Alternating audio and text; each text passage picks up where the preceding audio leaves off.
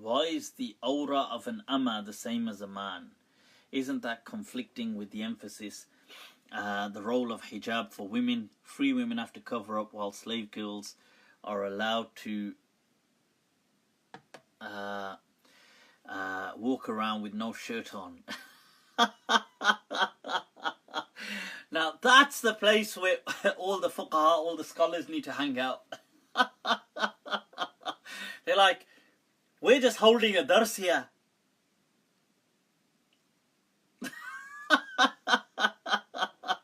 And you got all these slave girls prancing about topless. Wow, what a life those people lived. Ah, well, religion, huh? You know, this topic of slave girls is a really fascinating one from many aspects. Obviously, all the guys now are just absolutely tuned in. They're like, what's wrong with you? This is Islam. It's Islam we're learning, goddammit.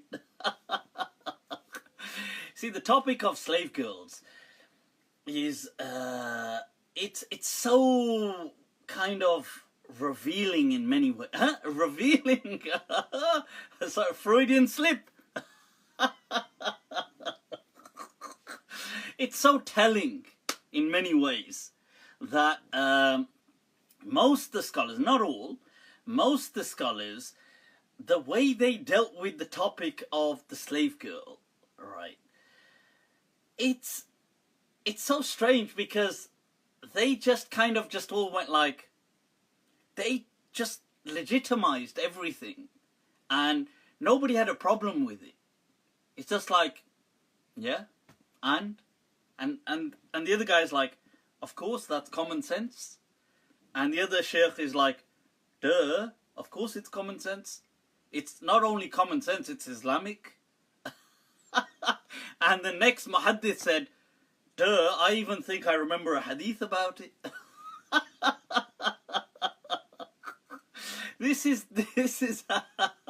but it's so amazing because look, when it comes to it, when you think about it, when it comes to it, the crux is, when it comes to the crux of the matter, it was simply, really, if we're going to be honest, it was an issue of pragmatism, realism, and just, I suppose, sex.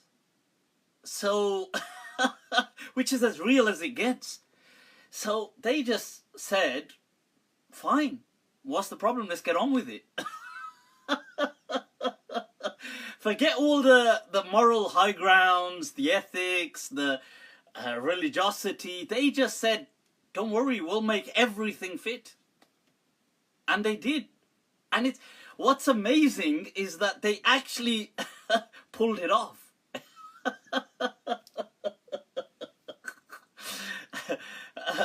Pulled what off? Pulled the stunt off. The stunt. They actually pulled it off. And I'm not trying to right now justify it. I'm not trying to pass any judgment on it. I'm just observing what's happened. That the scholars of the past, they managed to pull it off. Like they just said, well, here comes, because if you think about it now, you would think, like, let's pause for a moment.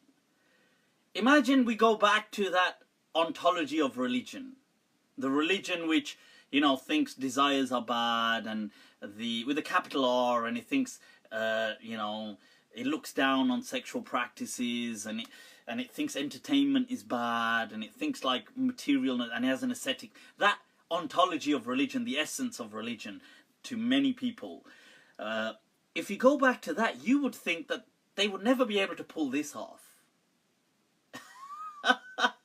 You know, this issue of the slave girl, you think that with that mindset, like with music, for example, you could tell that they weren't clearly motivated enough to legitimize music.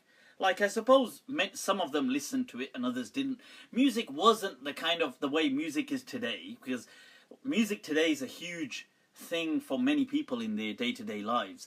But in the past, it wasn't as big of a thing. I mean, it was good for people, but it wasn't this what it is today. That's what I'm saying.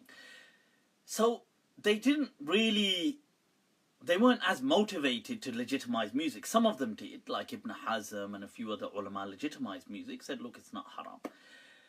But when it came to things like slave girls, they just all got in line and just organized themselves and just worked, and everybody just accepted it. Like, they just said, yeah, and they even gave it a religious veneer, that, oh, what we're doing, this is actually a good religious act. And it's amazing that they actually pulled it off. I gotta salute them, seriously. That is such a difficult task to pull off. If you think about it. Like, look, think about it. Today, most Muslim cultures accept polygamy. They accept that polygamy is Islamically valid. Most Muslim cultures accept that. They don't practice it, though. Look how hard it would be to pull off polygamy. Even though most Muslim cultures accept that it's permissible, you know, Islam allows it, and yet most, even imams and all these people, can't pull it off. And when they do try to, look at Hasanat, he tried to pull it off with Abdullah and his other what was it, sister Sarah, what a disgust. I mean, how can you I don't know how people can call I don't know how you can call any woman sister that isn't your actual sister, but chalo, that's a different discussion. But calling your wife sister, that's a nutty game going on there.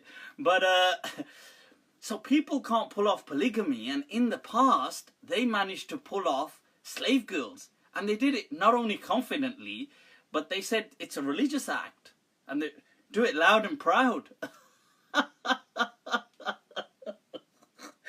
And that, ladies and gentlemen, is the power of religion.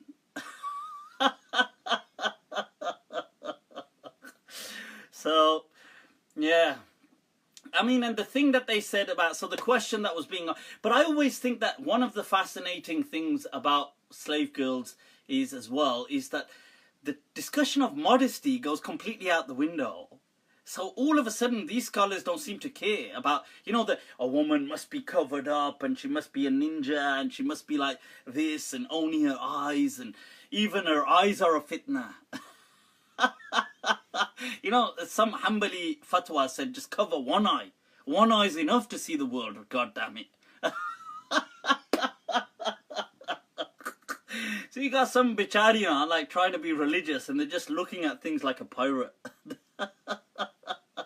But this is unfortunately, to that extent, people went that, oh my God, you know, women, oh, you know, you can't look at women, you can't do this, oh my God, are you looking at my women? God, don't look at them. But yet, when it came to slave girls, everything went out the window. So there was no discussion of covering them up. In fact, they could technically walk around topless. I don't think they did walk around topless. I don't think they did. I think that's an exaggeration. Because men are men at the end of you know, and the biggest BS is people say in the books, oh yeah, but it's okay, she's a slave girl, who would desire her? And you're thinking, and every guy reading the book is like, yeah, of course, duh, who would desire her? That's the biggest blag.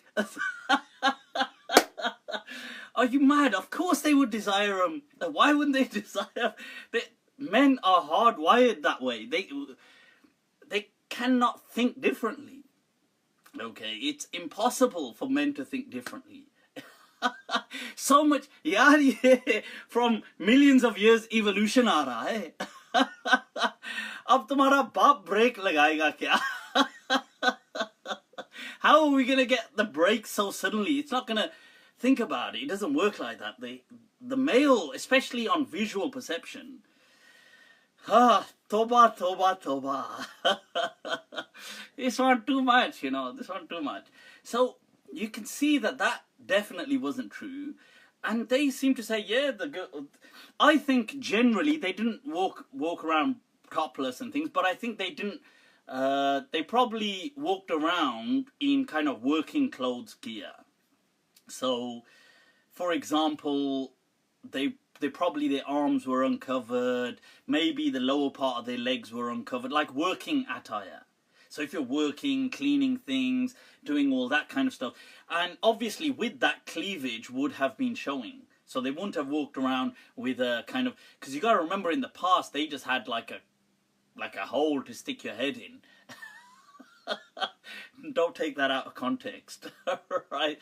Out in the cloth, and they would have just obviously had a veil to put around here, like a dupatta kind of thing. So these women that were working wouldn't have been wearing dupatte and doing things like that, wearing headscarves and veils.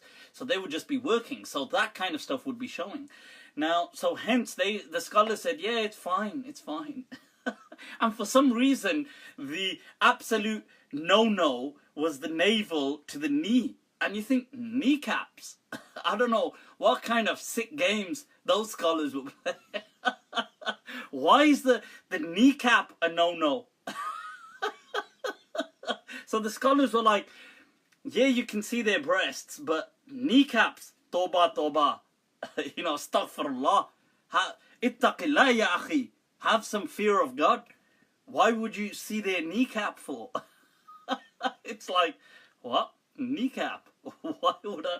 But the kneecap is apparently the part of the awrah that they're not meant to be uncovering. And according to some, I know, there's the ikhtilaf. But anyway, it's always a fruitful discussion bringing in the ima and the slave girls. And it's something which I think today a lot of people are then stuck in trying to explain. Right, let's